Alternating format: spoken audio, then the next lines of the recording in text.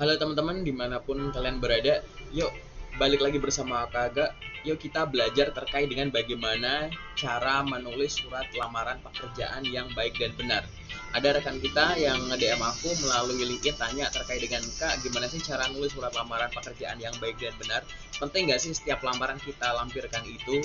Terus gimana cara ngirimnya nanti? Oke, intinya adalah kita bikin dulu ya terkait dengan gimana cara membuat surat lamaran pekerjaan yang baik dan benar.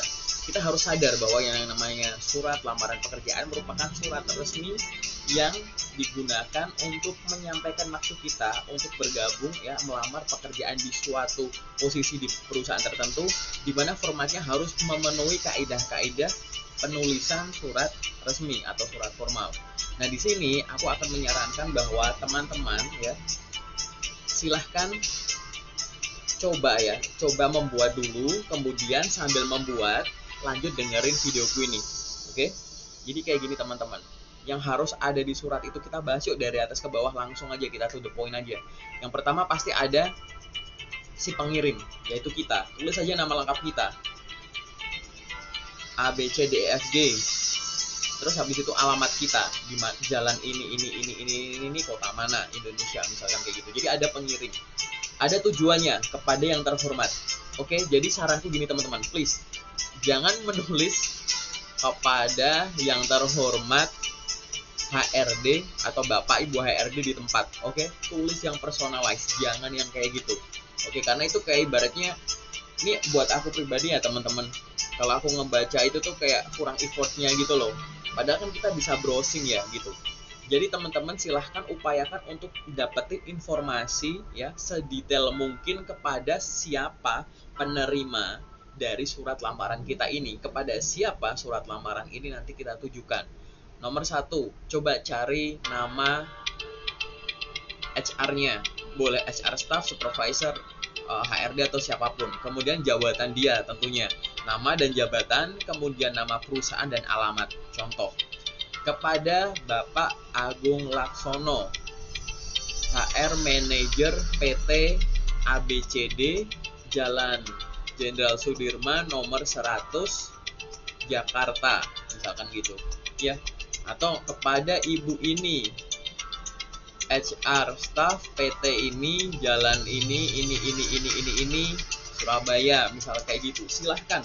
Jadi itu lebih personalized. Tapi kalau misalkan teman-teman udah cari tahu cukup susah gitu ya menemukan nama kepada siapanya dan jabatannya dia apa, pasti akan cukup mudah dong untuk menemukan nama perusahaannya. Sehingga kalau pada saat kita tidak tahu ditujukan kepada siapa, daripada menuliskan kepada Bapak atau Ibu HRD di tempat, silahkan tuliskan kepada HR Manager PT ini PT bla bla bla bla bla bla, kemudian bawahnya alamat jalan ini kota ini misalkan gitu.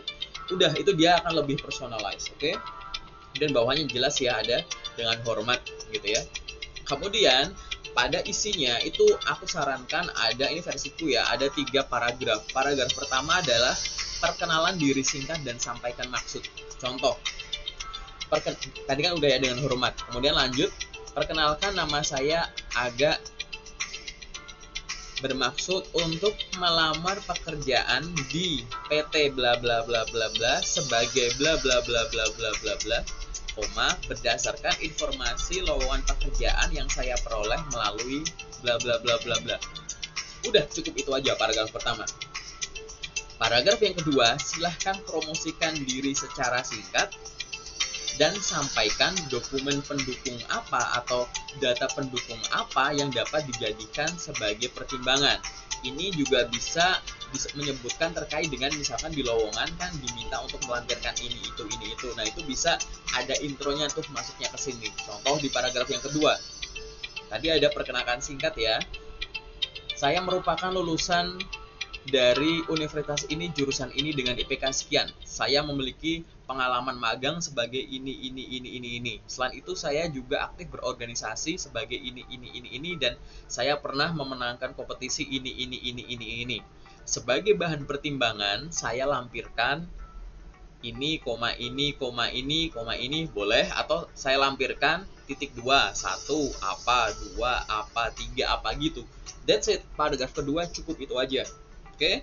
Paragraf yang ketiga jelas ini merupakan bagian penutup. Nah, penutup ini silahkan sampaikan terkait dengan bagaimana ya penerima surat ini atau perusahaan kalau ingin tahu lebih, membutuhkan informasi lebih terkait dengan kualifikasi gitu ya, terkait dengan segala sesuatu yang ingin disampaikan mungkin, atau ditanyakan cara menghubunginya gimana, dan sampaikan harapan sebagai closing statement. Contoh di paragraf yang ketiga, apabila tadi ya kan di atas misalkan HR manager ya, boleh apabila bapak atau ibu misalkan belum tahu membutuhkan informasi tambahan terkait dengan kualifikasi saya, silahkan menghubungi saya di nomor ini, atau misalkan WhatsApp ini, atau melalui email ini dan melalui nomor ini gitu, boleh.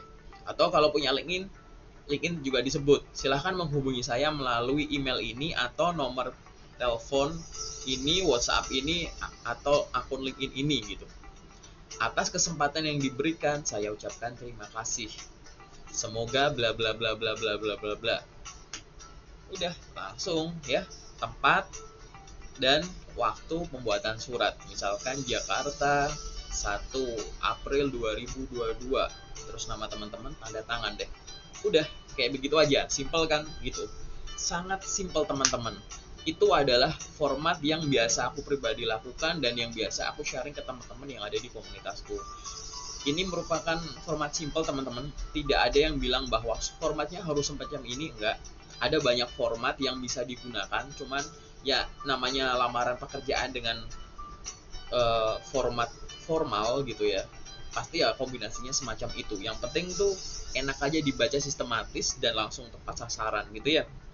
Nah, selanjutnya terkait dengan apabila teman-teman sudah memiliki surat lamaran ini, silahkan surat lamaran ini dijadikan satu dengan dokumen-dokumen lain, jadikan satu PDF gitu, dan digunakan untuk melamar pekerjaan.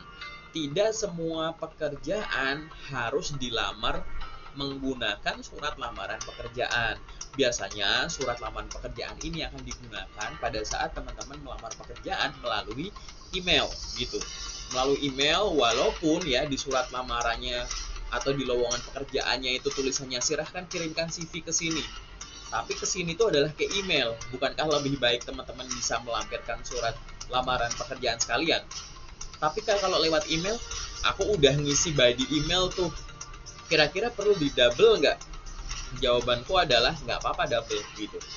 Toh juga yang namanya isi email itu kan maksud dari mengirimkan email, kemudian dokumennya di-download, itu adalah ada surat lamaran lagi, nggak masalah. Kalau misalkan ibaratnya nih dokumen teman-teman udah di-download dan itu dimasukkan ke suatu folder, dipindah misalkan ke hard disk kemana, dan email udah nggak diotak-atik nih, dan suatu saat dokumen teman-teman ini dibuka ya kan di dalamnya udah ada runtut tuh mulai dari lamaran pekerjaan lagi. Bukankah itu lebih sopan gitu?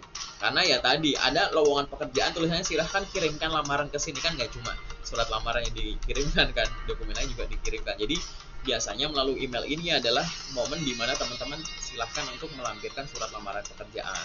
Ada memang beberapa cara yang surat lamaran pekerjaan ini bisa dikirimkan atau dilampirkan atau tidak gitu, nanti disesuaikan. Yang penting teman-teman sudah mampu membuat surat lamaran pekerjaan yang personalized, yang mampu menunjukkan bahwa saya datang dengan maksud baik dan membawa potensi dan kemampuan yang dibutuhkan untuk posisi yang sedang dibuka. Saya memiliki kualifikasi itu dan silahkan coba untuk panggil saya, maka akan saya tunjukkan semua kemampuan saya. Karena surat lamaran ini sama seperti CV, ya seperti pintu pembuka teman-teman itu semua ya teman-teman.